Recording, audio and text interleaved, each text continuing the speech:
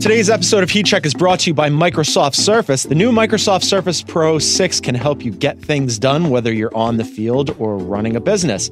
Take Brian Arakpo and Michael Griffin, two former NFL teammates who have opened a cupcake shop. I've seen this ad. I want to go there. I want to eat the cupcakes. Looks delicious. It looks delicious. With the Surface Pro, they can do everything they need, from setting schedules to creating promotions for social media and designing new flavors. Plus, it's light, super fast, and has a great battery life. Brian and Michael are proving you can tackle all your passions with the power and speed of the new Surface Pro 6. He's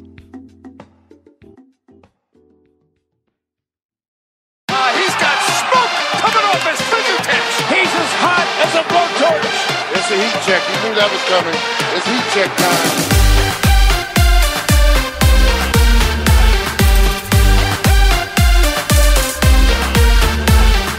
Welcome to Heat Check. I'm your host, John Gonzalez, joined as I am every week by my producer, Isaac Lee. Isaac, what a weird weekend in the NBA. Extremely weird weekend. The Warriors lost to the Phoenix Suns at home. Yes. Which is incredible. We're going to talk about that a little bit later, but I turned it on because it was on and it was Sunday and I was bored.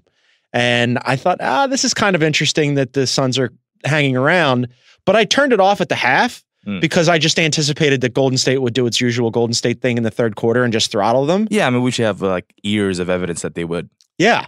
Imagine my surprise when I woke up this morning and checked the scores. So we're going to get into that in a little bit with Jonathan Tjarks, who will lead off. But first, I want to say thanks for listening. Please rate and review us on all of our fantastic Ringer NBA shows and pods. And we have lots of great content on the Ringer. We've got KOC on the most improved player race.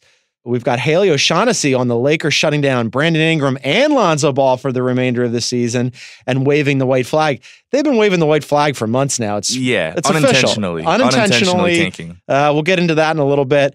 I wrote about previously the Lakers and the Celtics having super weird seasons, which has been excellent content for those of us who are not Lakers and Celtics fans.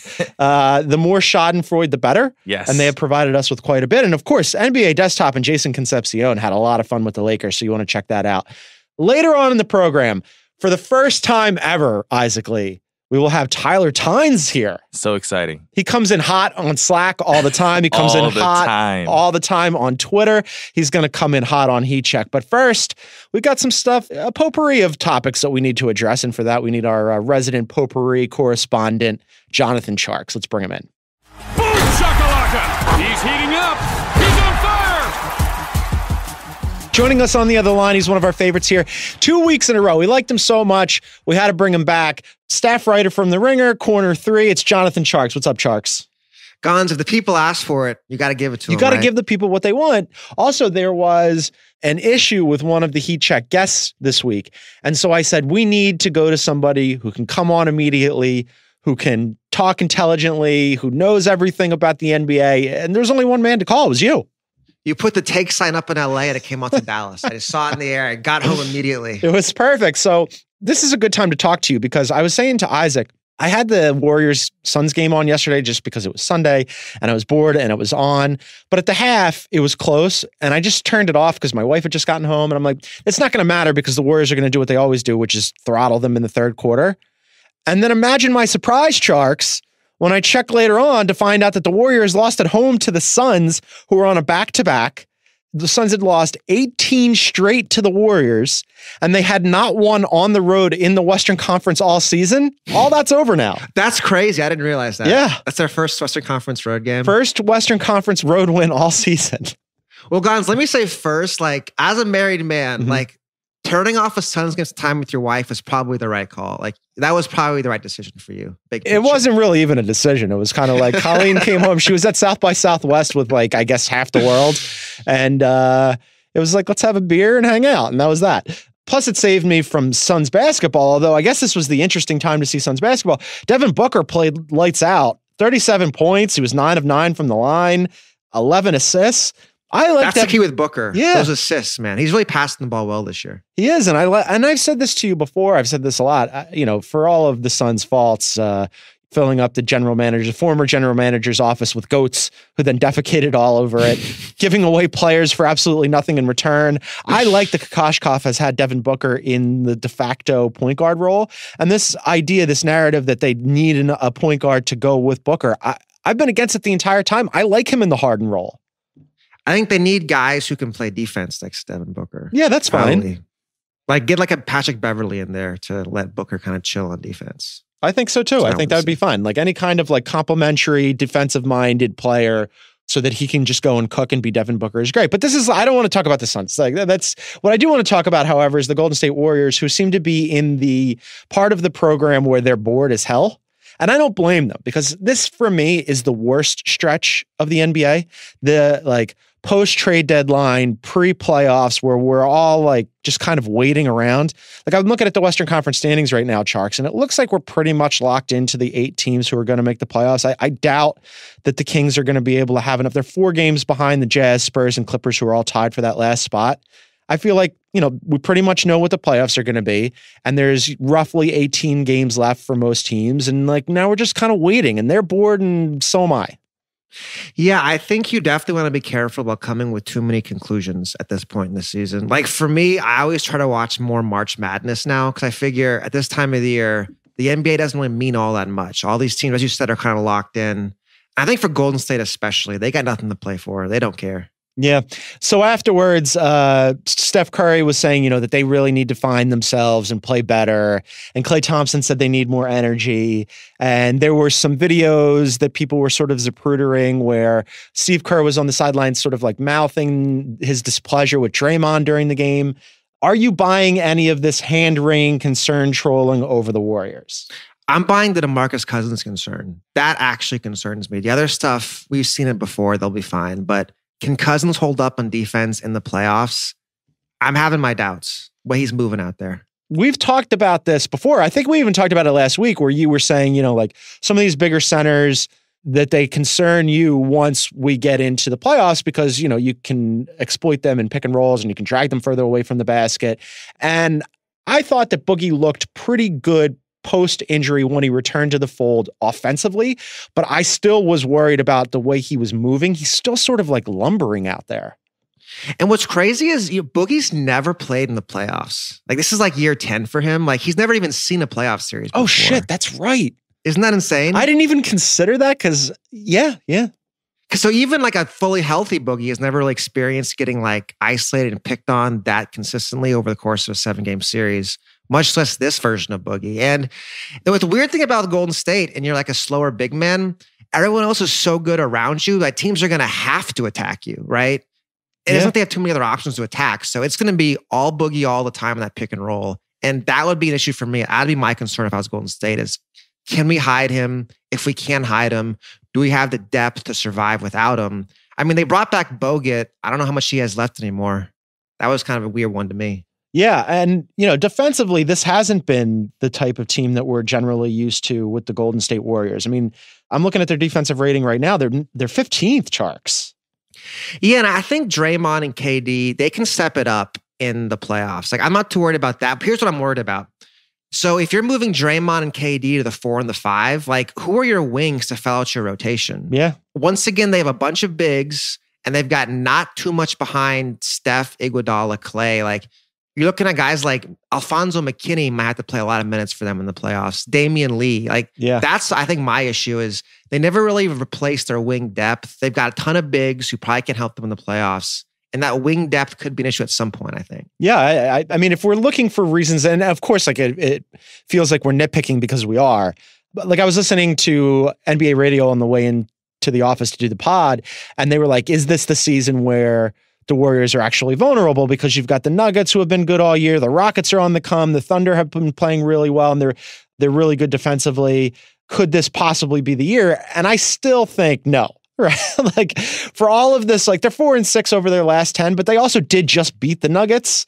And yes, the Rockets are playing better. And yes, the Thunder's defense looks good, but like, you've got the Blazers and the Jazz and the Spurs and these guys.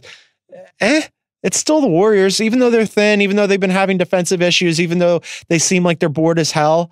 I'd be shocked if they just don't run through everybody. Well, they got to stay healthy. That's the thing. They don't have the depth to survive injuries. Like, I think if you go back and look, the games that Klay has missed have really hurt them. And Klay is like a freaking tank. He's never hurt. Yeah. But he's been banged up some this year. Steph is always an injury risk. Draymond's getting older. He's an injury risk. That to me, like one of those 4 guys goes down, I'm sure they have enough piece to make up for it. that's probably always the case, right? If you lose one of your big guys, if KD or Steph, God forbid, went down, because you don't want to root for injuries or anything, but if something like that did happen, all of a sudden that does open the door. But shy of that, I would be floored if they're not just still the Warriors. They turn it on in the playoffs and off they go. And I don't even think this is one of those things where it was a mental lapse. They lost to the Suns. It happens. Even to the Warriors, it happens. But in a 7-game series, it's going to be awfully, awfully difficult to beat them. Meanwhile, Tjarks, the aforementioned Houston Rockets, after their awful start to the season, killing it, including stealing a game in Dallas where it looked like Luka might have a chance to win the game for them. And then Chris Paul, who's risen from the dead, blocks a shot and they win the game.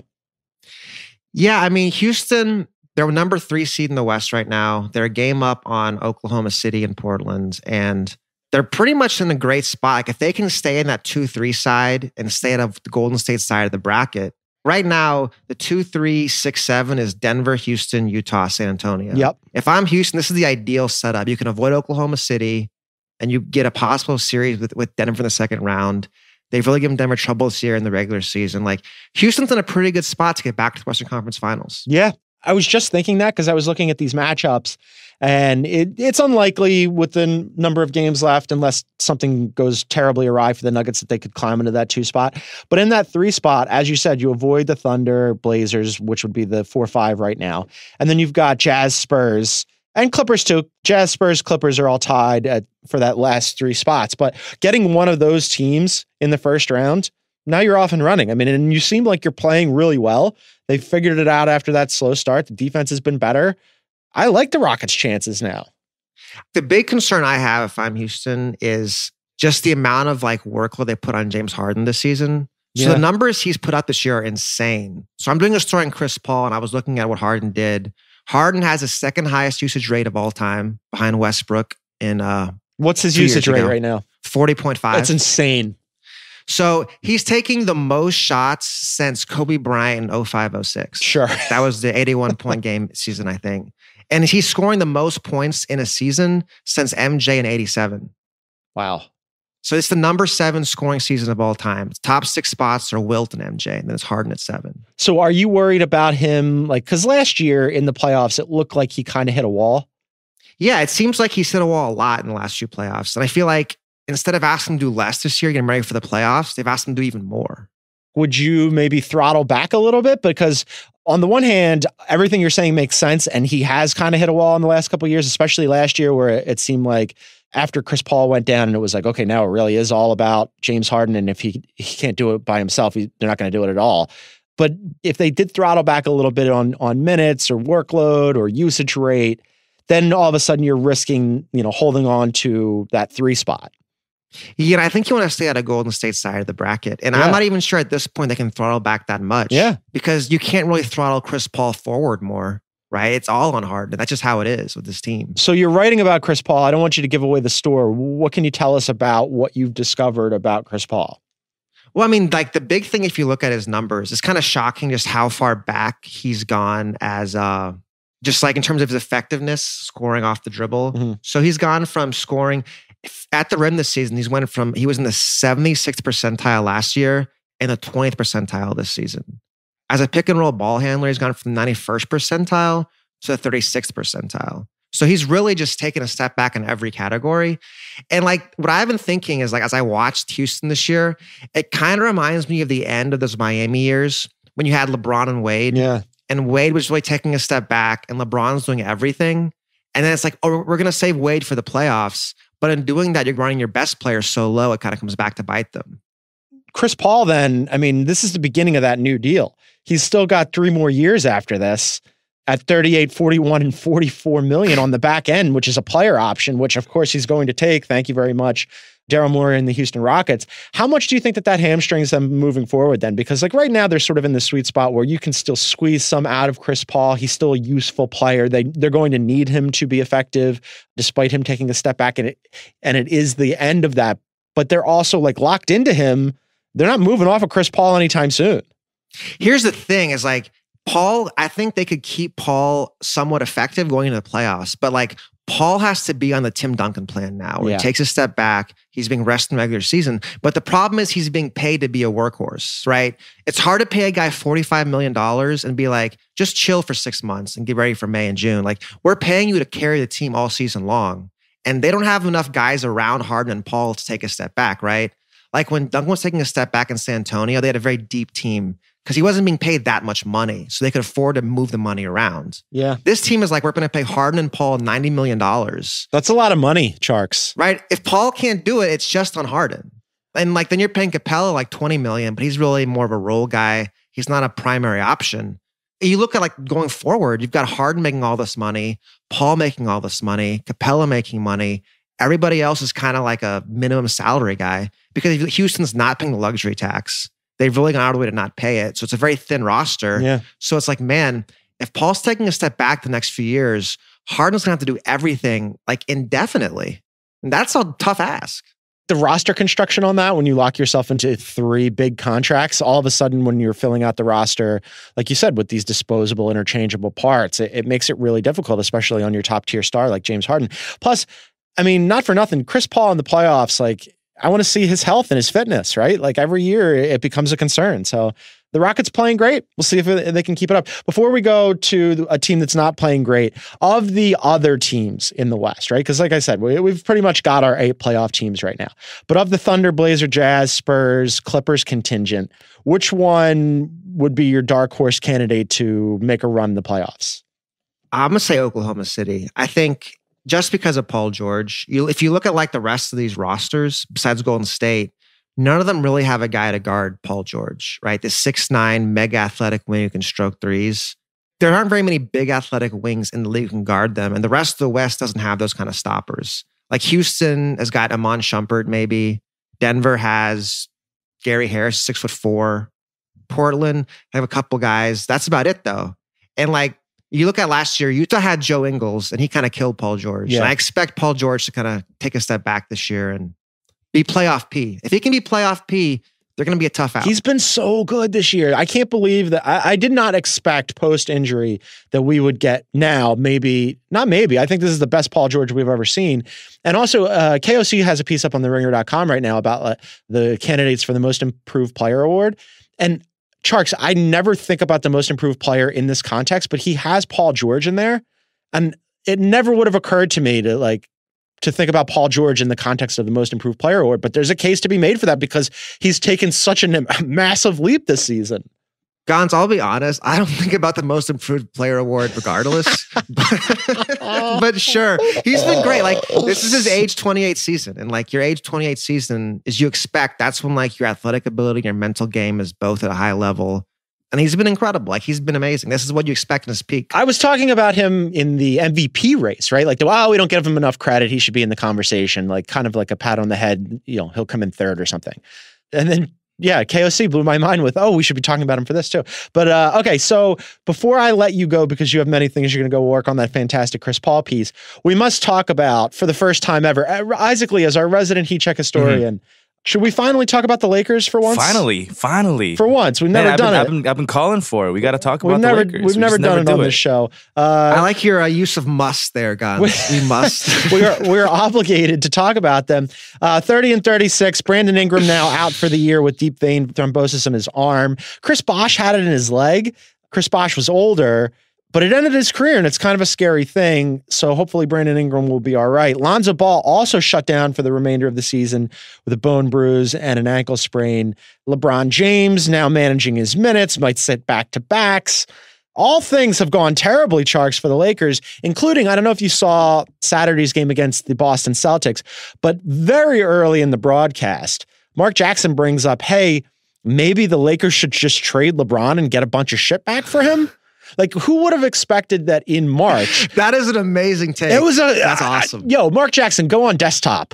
If I may request this on behalf of Jason Concepcion, please do this. Because who would have thought, Tjarks, in March, the young guys would be shut down. They wouldn't be trying to make the playoffs or safely ensconce in the playoffs. People would be openly calling for tanking. I mean, this could not have gone worse this year. I'm just picturing like Magic and Rob call LeBron in the office. They say, look, you know, you're getting a little older. Ingram's pretty great.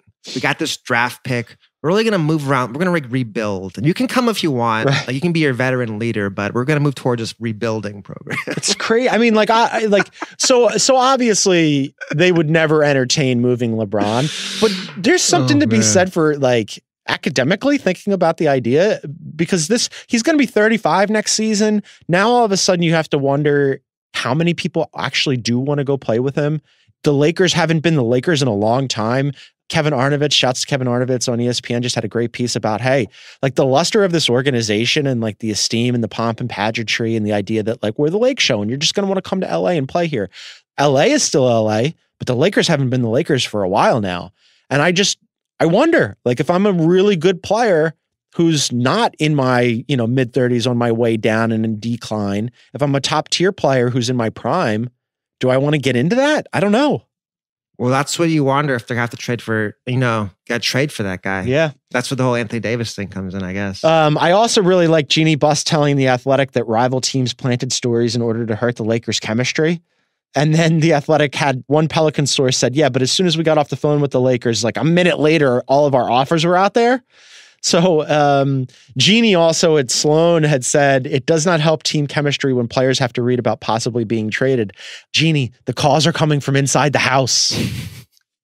Yeah, I don't think that's the new thing. I'm guessing that was an issue in the 1980s too. Like there was newspapers back then. People heard things. As I said, I wrote about this last week. When the Lakers are bad, like obviously at the beginning of the season, and I will fully cop to this. I will cop to it because Paolo Uggetti will not get off my ass about it. But I had the Lakers finishing third behind the Warriors and the Rockets in the Western Conference. Boy, was I wrong about that. However, I would submit to you, Tjarks, and this is what I wrote.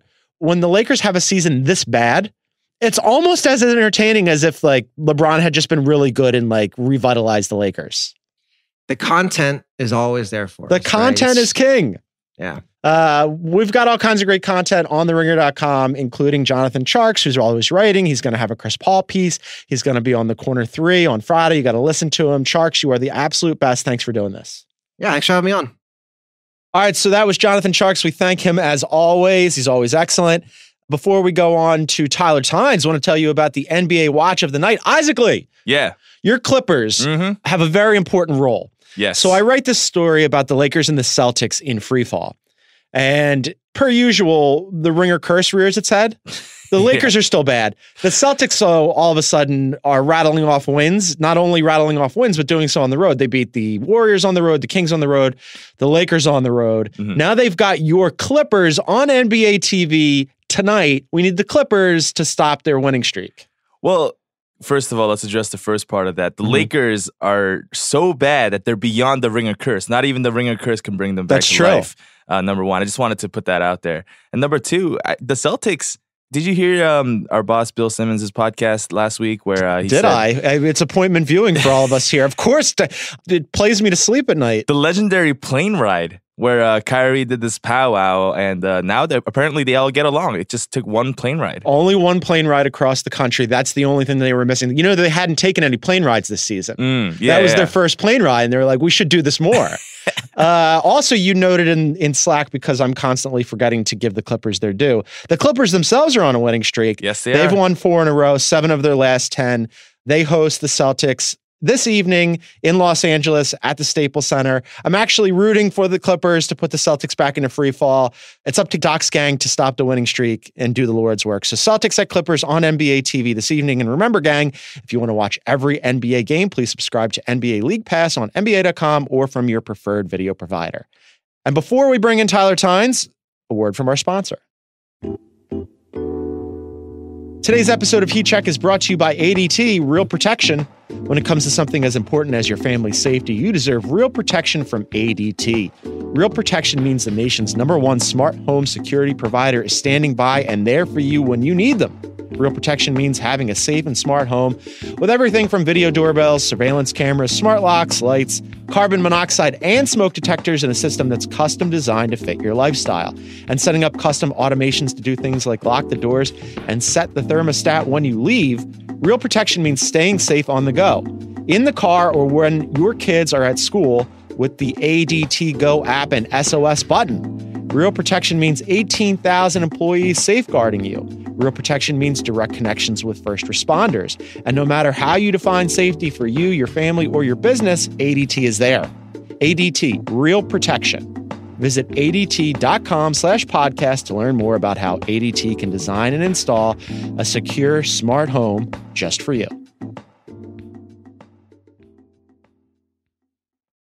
Boom shakalaka! He's heating up. He's on fire. All right, joining me on the other line, he's a relatively newish staff writer at TheRinger.com, one of Philadelphia's favorite sons. I've known him for quite a while. Frankly, I am remiss for not having him on sooner, and I apologize. It's Tyler Tynes. The streets know. What up, man? I'm good. I just came back from Philly. I got this Wawa sandwich in front of me. I don't know if I could eat on this. I don't know the technology that we have. Save the sandwich, which I'm sure is delicious, for afterwards. But tell me about, because we're going to just go full Philly on this podcast now, which we've never done before. We've never had anybody from Philadelphia on this program. And you and I think, are the only Philadelphians who work at The Ringer. What did you order at Wawa? What is this joint? I got a little 10-inch joint. And what's this? This is an Italian classic roll. Nice. Like it. Pepperoni, the Swiss. What's that? Bacon. Wow, you put all salt, kinds of stuff on there. Pepper, cucumbers, lettuce, barbecue sauce. You know what I'm saying? So you gotta get, wait, you put barbecue sauce on your Italian hoagie? What you put on yours? Not barbecue sauce.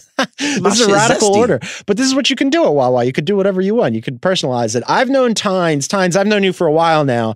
We were both at the Inquirer many moons ago. I was a columnist. You were an intern. And now look at you. I was the first black intern in like 10 years. So shout out to Stephen A. Smith.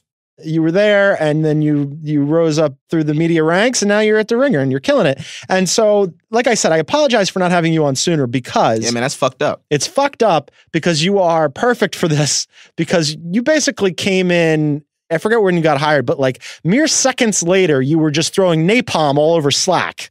And this is called Heat Check. So I should have had you on before because, and specifically, you have many Sixers and Brett Brown takes that I need to get into you. I do have those takes. All right, so let's start with the Sixers. Isaac Lee is our resident Heat Check historian. Yeah. Correct me if I'm wrong. First time ever we've talked about the Sixers. The Philadelphia 76ers have never been mentioned on this podcast. Never been mentioned. They go out. They had a big game against the Indiana Pacers on Sunday at home. They beat the Indiana Pacers. Indiana. They are now tied with the Pacers for that third spot in the Eastern Conference. So, Tynes, I'm going to start you off with this. They had a bad loss to the Bulls in Chicago. You immediately got in slack and just threw all the heat at Brett Brown. Then they go and they had an even worse loss against the Rockets in Houston, but they go home and they beat the Pacers in a game that was important to them. And would you now like to apologize to Brett Brown? No, fuck him. All I'm saying is, don't give us a G League coach at the most important moment in team history since Allen Iverson got his hair cornrowed. You know what I'm saying? Like, Brett Brown was great for the process. And now that we're assuming the process is possibly over or we're coming to the end of what Sam Hinkie died for, I just think maybe we shouldn't have some developmental ass coach with a shitty beard being the guy that runs our team forward. Elton Brand's doing a great job. That's just what that is. Maybe we should hire somebody else. I am of the idea, and stay with me here, I'm of the idea that if we launch Brett Brown into the sun, Monty Williams will be a fine coach in his stead. I think Monty would be fine, but I think that you are emblematic of the strain of Philadelphia fan that blames every loss that the Sixers have on Brett Brown and forgets that he's still the coach during the wins. Like, I think Brett is actually... no, I remember. So a couple of things here. One, I'm not sure how influential coaches are writ large. Two, Brett Brown is a fine coach. Like, let's look at some of the coaches that the Sixers have had prior to Brett Brown. You've got Doug Collins, Eddie Jordan, Mo Cheeks, who was a delightful human being, not a good coach.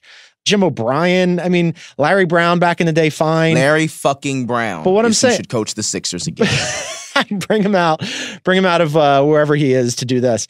What I'm saying is, like, I had a conversation with Steve Kerr earlier in the year where we were talking about like what the most important thing for NBA head coaches is. And his thing was he wanted to, and I led the story with it where he was like, I think people should call me a manager because I do less quote coaching than I do managing, that it's more about personalities and like making sure they fit together and communication. And on that front, the players love Brett Brown. He's really good at that shit. So I'm not sure, like, wherever you might want to rank Brett Brown, because I don't think that there's we don't get as much data on coaches. There's a lot of things that's behind the scenes that we aren't privy to, as opposed to players where there's like a preponderance of data where we could look at to decide who's good and who's not. I don't know where Brett Brown falls in your personal ranking or even in my personal ranking of coaches, but I think he's perfectly fine. And he's a nice dude and they like him. And I don't get the hate for him.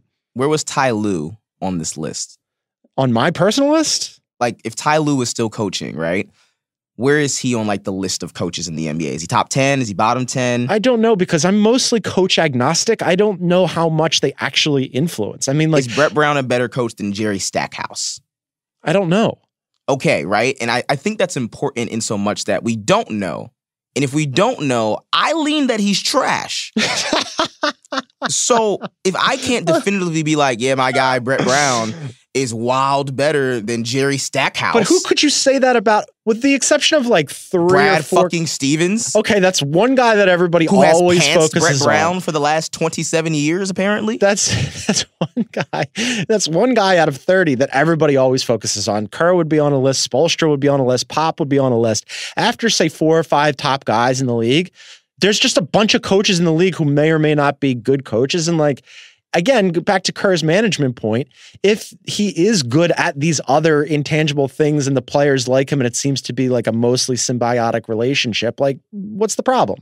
Here's my main gripe. All right, tell me. Here's my main gripe. I don't want bearded Scott Brooks to be my coach. Like, it's that simple to me, Why do you right? not like his beard? His beard is good. You know what? I'm even Brett Brown beard greater than symbol Brett Brown clean shaven.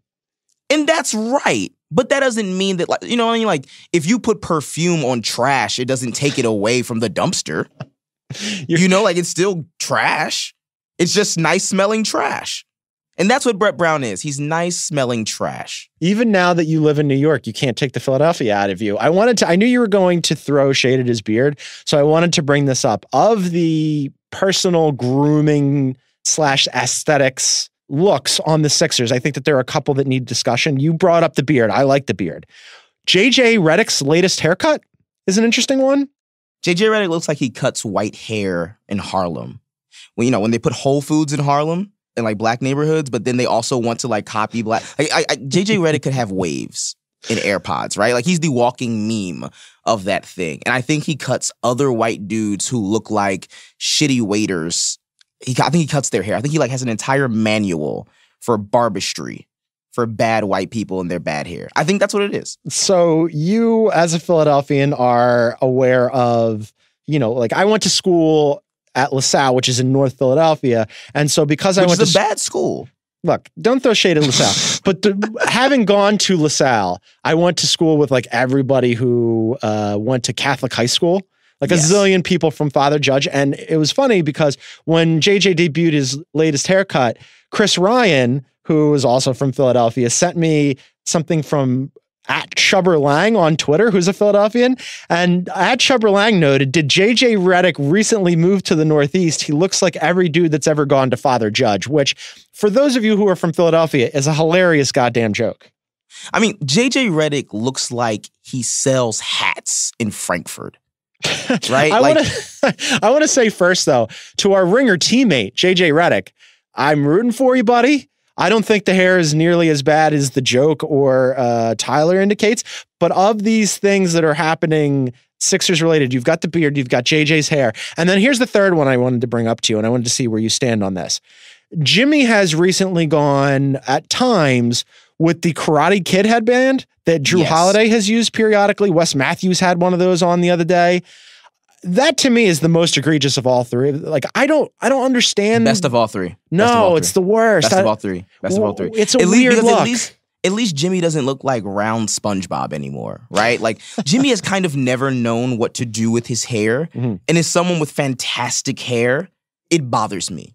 I was younger and I had, the curl sponged hair, and you have to take care of it. You need your shea moisture.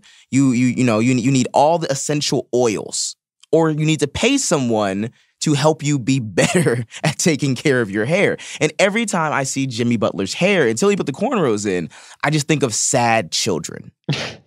Like every time I see his hair. I liked it fine. I didn't think he needed the cornrows or the Karate Kid headband. For me, I don't understand where this whole thing came from. Like Drew Holiday put one on, and then like now all of a sudden it's spreading. Isn't it like a Nike thing? Yes. And also Montrezl Harrell did it first. I'm just saying. Oh, he did? Yeah. Where are you on the Karate Kid headband? I like it on Montrezl Harrell. I don't like it on anybody else. It looks like it's like a Rambo holdover. Like, well, here's the thing, man.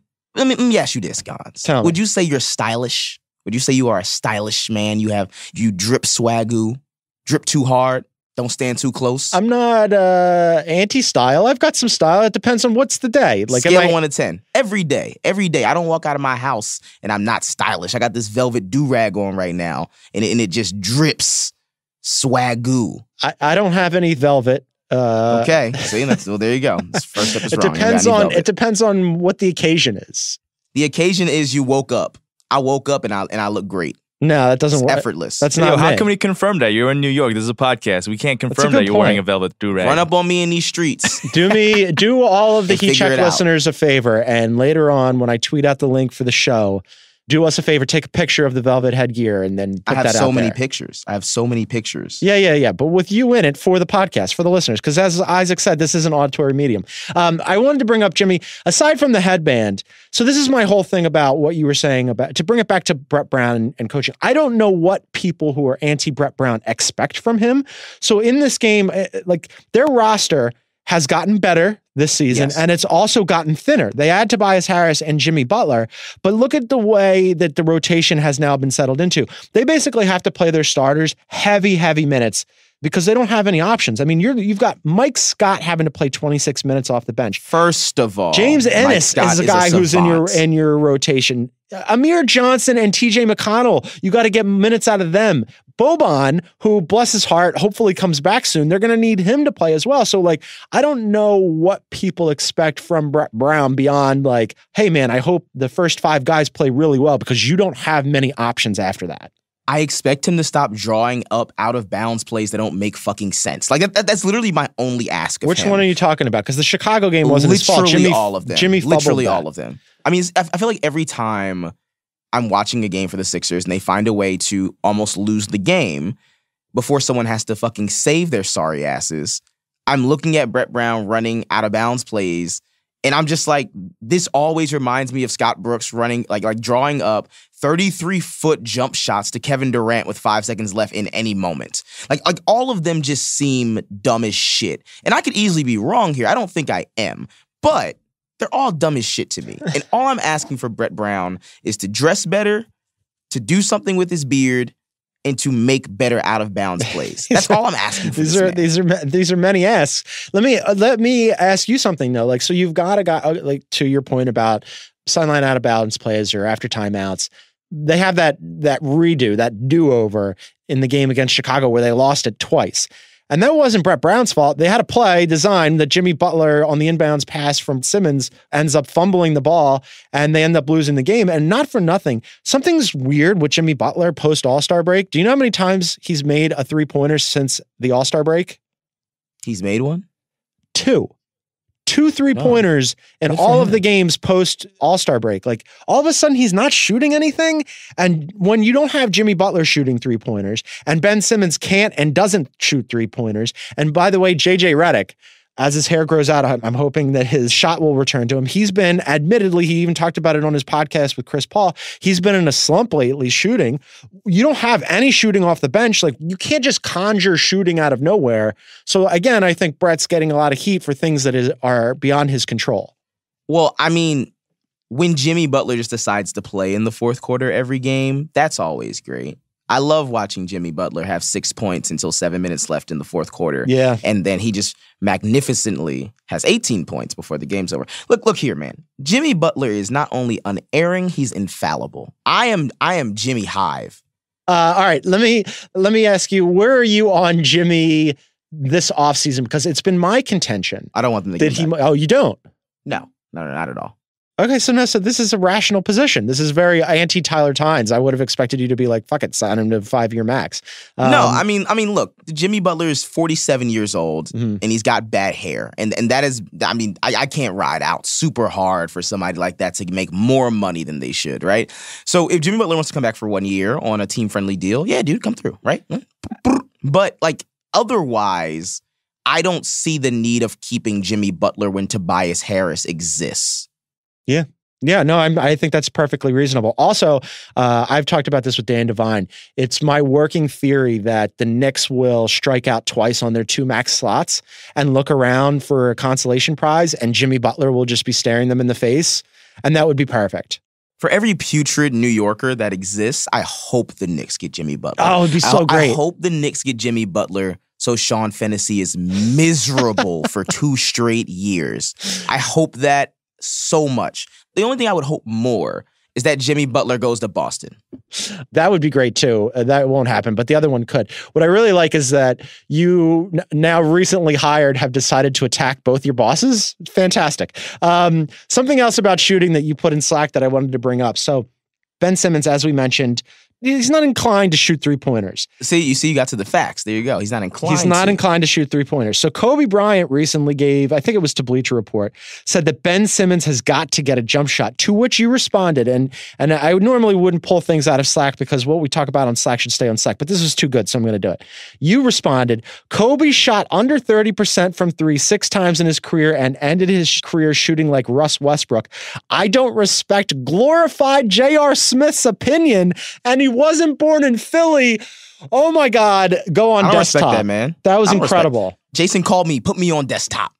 I don't respect that, man. But like as an actual basketball player, even though that's not divorced from like the infinitesimal reasons why I don't respect that, man, I don't respect people who aren't from Philly as a general pathos. And I barely respect bald people. So I am not rocking with glorified J.R. Smith. It's not my fault that Kobe Bryant's entire career is the summation of the first 3 seasons of Jarrett Jack. That's not my fault.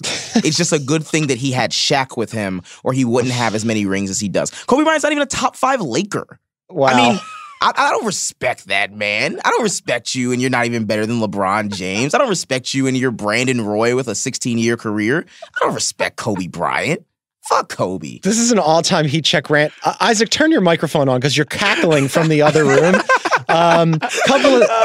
Couple of things here. One, you just made you're probably now Isaac's favorite ever guest on this show. So good. 2, glorified J.R. Smith is hilarious. 3, I think both things can be true. I think Kobe shooting under 30% from 3 6 times can be true at the same time. He can be right about Ben Simmons needing to get a jump shot. He's right about that. 4, as a Philadelphian, I don't understand. I covered Kobe in high school. He went to a rival high school. I was a year older than him.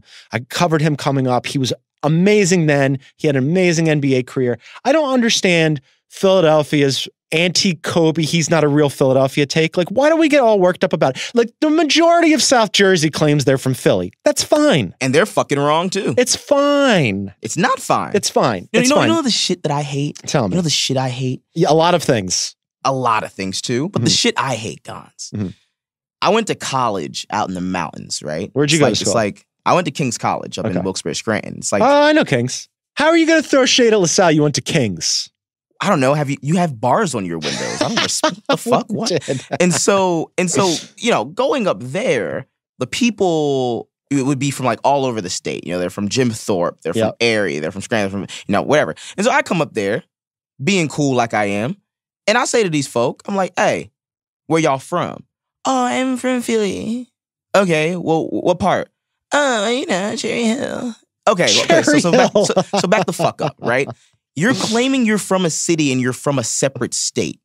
I mean, fuck that. No. You claim the place that you're from. Do not attach yourself to me and my iconography as a Philadelphian. You know what I'm saying? I want your zip code. I want to know what type of cheesesteak you eat. And I want to know if you think that Larry Brown should coach the fucking Sixers again. That's all I want to know. Right across the line. So you can claim shitty-ass Lower Merion where you went to school. Yeah. And don't claim my city. Okay. Claim what you know. Don't claim what you think you know. You know what's amazing? Like all these people who, and I know a lot. I mean, like you basically sound like every family member that I have. All of whom, like I grew up in media, and then went to LaSalle, and you grew up in media. Yeah, I'm from outside the city. Went to school in the city, lived in the city, bought a house in the city, like spent all my time in and around Philadelphia. And my family members would say the same shit. They'd be like, he's not from Philly. And I'm like, we're in Delco right now. You're not. You're from Delco. But that's the same. Like everybody claims Philadelphia from that area. It's fine. It's fine. And everybody's a fucking liar. If Kobe had embraced Philadelphia, they would have embraced him. Kobe's named after a piece of beef. I don't respect that, man. Last one before I let you go. Back to the New York Knicks. So there were a couple of things here.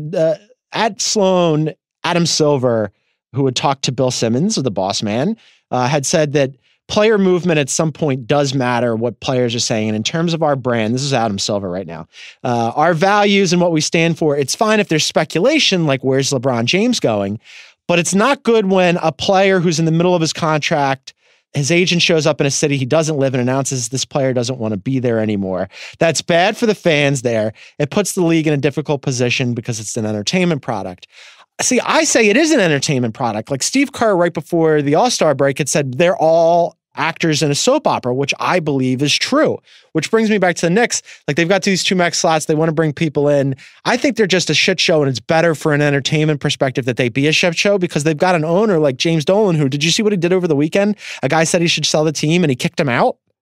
I mean, he does that like all the time. I think it's amazing. Like I keep the Knicks. Keep the league dramatic. First off, I don't like Adam Silver that much because I don't like... You don't like him either. I super don't. I mean, I also don't like Steve Kerr either. Like, so we should one day just have a list of people you do like. It'll be like 2 people. It'll be like 5 people, and they're all great people. They're all great people. Fantastic. My mom, myself, we're all good people. Okay. I don't like Adam Silver that much because I don't like the representation that Adam Silver stands for when it in so much that what he breeds, right? Like Adam Silver in one etching is like, oh, we the best league compared to the NFL. That's like being like better than a dirty sock. Like you're not saying shit at all.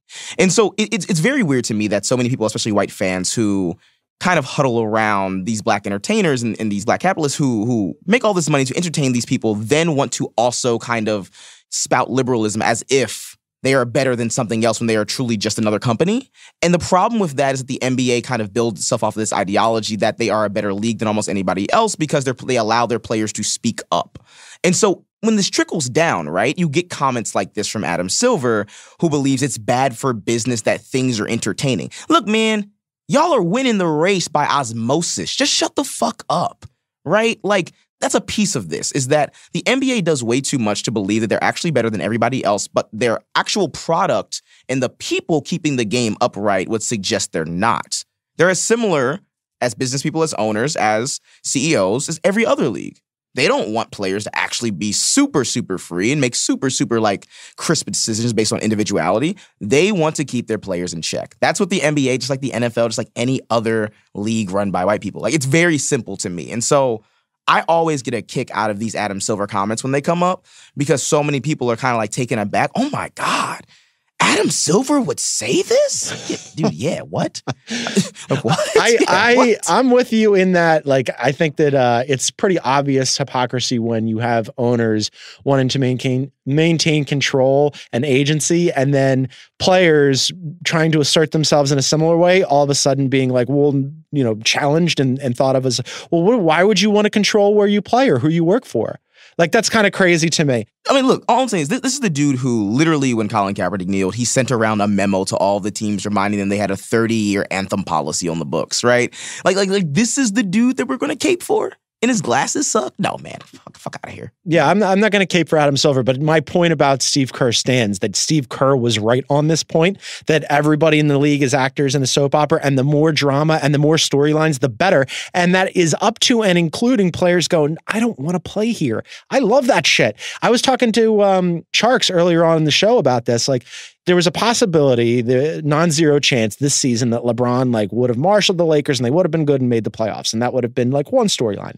I submit to you and wrote about this last week that them being bad and shit going completely awry and them being at each other's throats and Magic openly talking about trading everybody was as, if not more entertaining. Like, I love the chaos. I want it all. I love when LeBron does this shit because it's so funny not only to watch people react and be mad, especially Lakers fans, but equally, I love that LeBron can do this shit. Like, LeBron can walk on any team he wants and just is like, oh, that's the second best player on this team. Oh, he's been an all-star for the last 8 years. Yeah, trade him. I want Kendrick Perkins to be my starting shooting guard, right? Like, LeBron can do that because he's LeBron, and nobody has had this type of power fully and transparently, this type of power since Michael Jordan, right? So I don't really understand why people wouldn't want chaos, right? Like, the NBA leans itself into being the most entertaining league because it's nonstop. Social media is better, and the fullness of the league is something that anybody can kind of dive into. Okay, cool. Let's put that over here. In the reality space, it's that you can't call for the like siphoning and censoring of these players while also wanting to commercialize the chaos. Like, this is supposed to happen. When you try to trade 7 people, those 7 people should probably jump you. Like that's what's supposed to happen. And so the league would be smarter in a 360 sense if they just shut the fuck up and get out of the way, right? Like, this is the most entertaining sport we kind of have as one of the main 4 sports. Don't mess it up. Just shut up. Move. Let LeBron trade whoever he wants to assemble a team of what is basically the Lakers. The Lakers are like a G League team.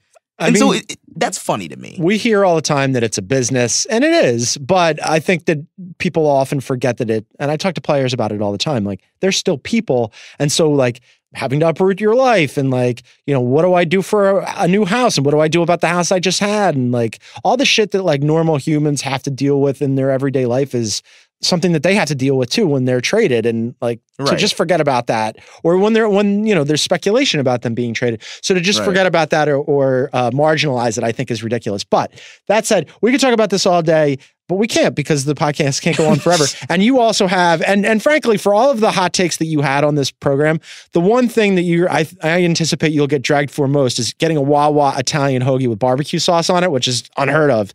But Godspeed to it. Support Kobe Bryant. I will probably get dragged for Kobe Bryant. Go eat your barbecue sauce Italian hoagie. What are you working on anything you want to pub?